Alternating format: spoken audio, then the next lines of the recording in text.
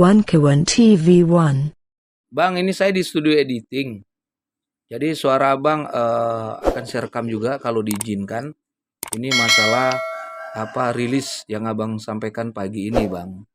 Tentang Formula E dan kerugian negara, mengapa Anies dibidik, Jokowi tidak. Nah, ini bagaimana Bang? Abang bisa menganalisa atau membuat rilis seperti itu, Bang? Mohon izin, silakan Bang. Ya, baik. Bismillahirrahmanirrahim. Assalamualaikum warahmatullahi wabarakatuh.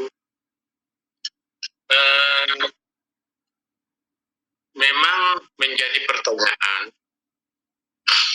terhadap langkah-langkah KPK belakangan ini dalam kasus Formula E yang sedang diusut, dan KPK juga sudah memanggil Anies Baswedan sebagai Gubernur DKI yang bertanggung jawab dalam pelaksanaan perhelatan DKI terkait dengan Formula E itu.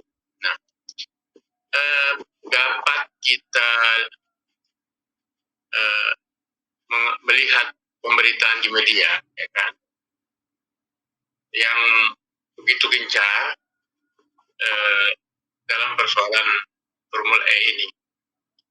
Karena Formula E ini kan perhelatan sudah selesai, dan kemudian KPK tetap ngotot untuk mengusut Formula E ini.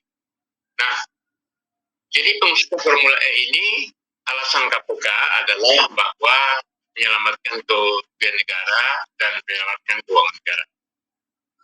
Nah, kalau misalnya alasan itu, ya kan, apakah muncul pertanyaan, apakah KPK juga mengusut kerugian negara yang selama ini terjadi di era kepemimpinan Presiden Joko Widodo dalam sejumlah proyek yang merugikan keuangan negara, ya kan?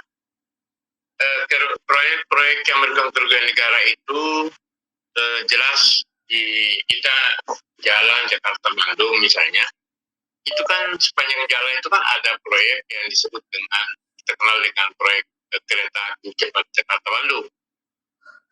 Proyek ini kan semula ditangani oleh pihak swasta atau B2B, antara swasta Indonesia dengan swasta China, ya kan. Lalu kemudian dengan nilai sekitar 86 triliun, ya kan, dan sekarang ini proyek itu membengkak menjadi 113 triliun atau kerugian negara sekitar 27 triliun, ya kan. Lalu kemudian pemerintah China juga membebankan agar supaya pemerintah Indonesia menanggung kerugian sekitar 7 triliun itu. Dan rencananya kan Jokowi akan menggunakan APBN. Loh, ini kan tidak konsekuen, kan? Tidak konsekuen. Kenapa? Karena semula dikatakan ini proyek swasta, ya kan, B2B, bisnis to bisnis, ya kan. Lalu kemudian begitu menimbulkan kerugian, langsung diambil alih oleh negara, dengan membayar APBN. Jelas-jelas kerugian dari 27 triliun, itu satu, ya kan. Yang kedua, proyek Bandara Jati di Majalengka, Jawa Barat itu dibangun menghabiskan anggaran sekitar 2,6 triliun. Dan proyek itu sampai hari ini dibilang bahwa sekarang menjadi rumah hantu karena tidak digunakan. Dan juga proyek-proyek yang lain seperti sejumlah bandara, ya kan, dan juga dibangun dan merugikan kerugian seperti bandara di Purwokerto, dinas di Purwokerto, kemudian juga bandara di Kulon Progo, ya kan, dan lain-lain, sejumlah bandara juga itu jelas menimbulkan kerugian. Belum juga misalnya proyek sejumlah jalan tol, misalnya kan, yang dibangun dengan harga mahal dan dijual murah. Proyek MRT di Palembang misalnya juga seperti itu, ya kan.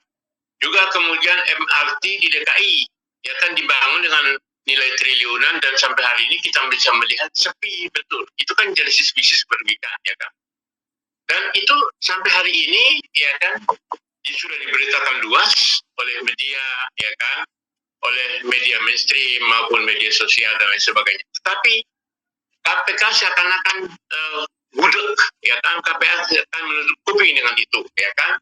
Lalu kemudian sekarang ini menjelang perhelatan tahun politik, ya kan, 2022 ini, menghadapi Pilpres 2024.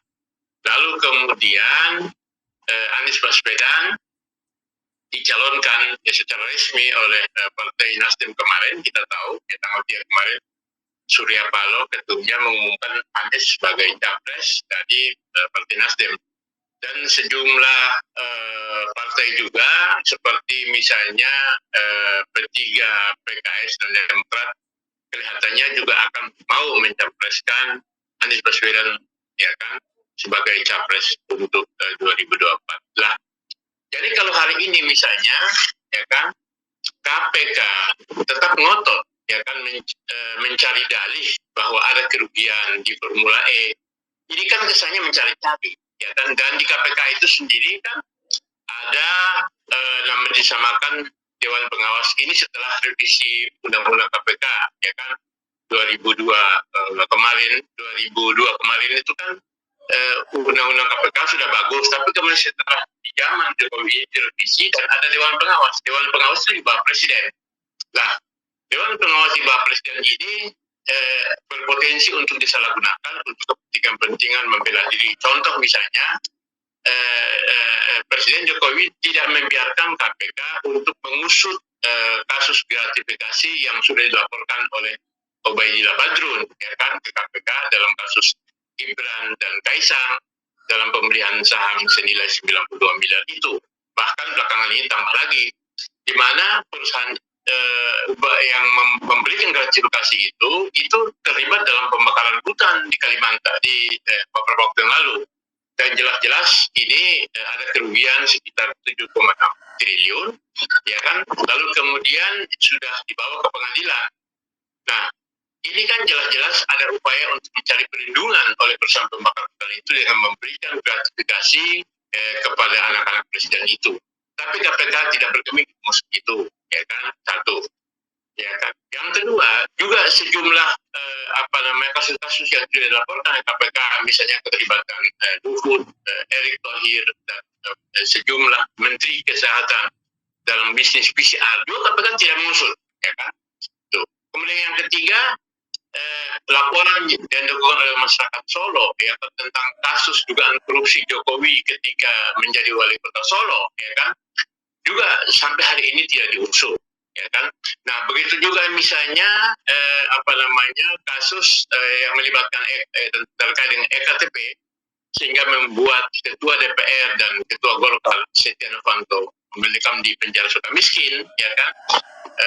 Padahal di pengadilan Setia Novanto itu bersaksi bahwa yang menerima itu diantara hanyalah Puan Maharani, ya kan, Ganjar Pranowo, Pramono Anung, ya kan, Oli Dodo Kambe dan sebagainya, ya kan.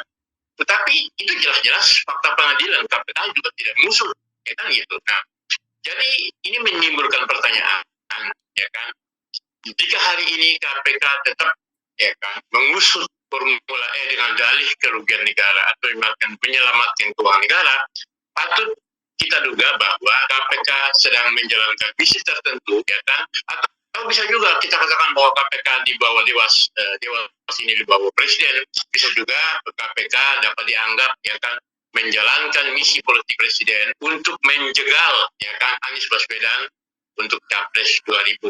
Nah, ini kan sangat disayangkan. Kalau demikian yang terjadi, maka dapat kita katakan bahwa KPK itu telah menjadi alat politik, ya kan. Padahal selama ini KPK itu dibiayai oleh APBN, uang rakyat, ya kan, dan menjalankan politik untuk menjegal menghadapi Pilpres ini. Ini kan jelas-jelas KPK gagal, dan itu patut kita katakan bahwa KPK ini sudah menyimpang dari reformasi untuk memberantas KKN yang sudah jelas di depan mata, ya kan, terkait dengan istana tidak disentuh. Tetapi kalau misalnya penangkapan oleh belakangan ini terhadap sejumlah kasus oleh KPK, itu kita katakan bahwa jelas aja itu bukan orang-orang yang tidak berkekuatan di istana, ya kan. Contoh misalnya penangkapan rektor, ya kan, kemudian kepala daerah, ya. Itu bisa kita katakan bahwa KPK lakukan itu kalau kemudian dia tidak menyentuh kasus-kasus yang terkait dengan istana, bisa juga kita katakan itu pencitraan, ya kan, untuk mengambil hati, misalnya kan gitu. Oke, KPK belakangan ini juga menangkap Hakim Agung, ya kan, dalam kasus kemarin itu yang penangkapan. Tapi apakah betul ketika KPK tidak melakukan pengusutan, bahkan misalnya penetapan tersangka, ya kan, terhadap sejumlah kasus yang melibatkan istana, itu juga menjadi pertanyaan besar.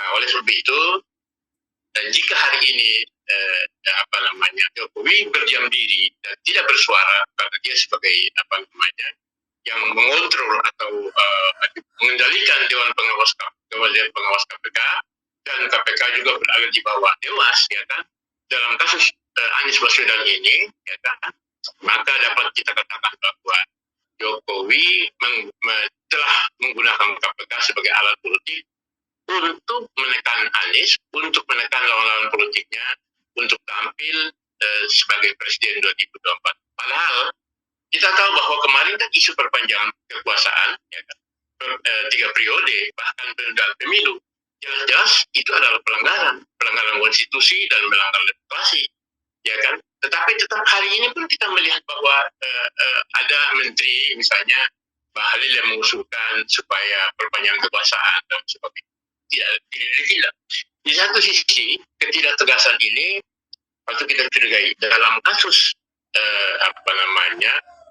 upaya untuk mentersangkakan Anies Baswedan oleh KPK ini, ya kan, dalam kasus Formula E ini, dapat kita katakan bahwa Jokowi mempolitisasi kasus ini untuk kepentingan politiknya, untuk menjegal lawannya, untuk bisa juga meluruskan dirinya untuk 3 periode, atau meluruskan orang-orang yang akan didukung untuk menang pada Pilpres 2024. Dan ini patut disayangkan, dan ini adalah bentuk-bentuk politik yang kotor, ya kan, politik yang merusak demokrasi, merusak konstitusi demi ambisi kekuasaan. Saya kira untuk sementara itu pandangan saya. Terima kasih. Assalamualaikum warahmatullahi wabarakatuh.